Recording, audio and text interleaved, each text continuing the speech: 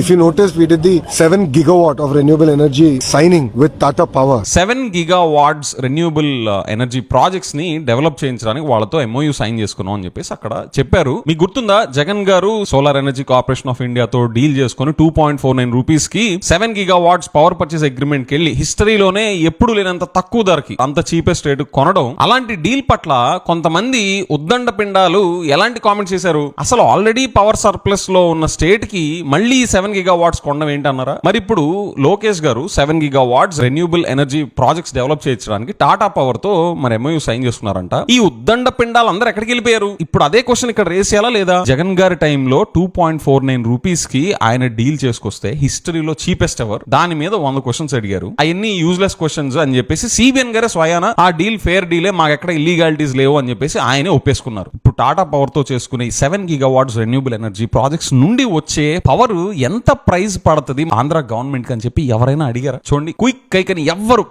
ఇప్పుడు లోకేష్ గారిని కాదు కదా, అసలు ఎవరు ఈ క్వశ్చన్ కూడా రేజ్ చేయాలి.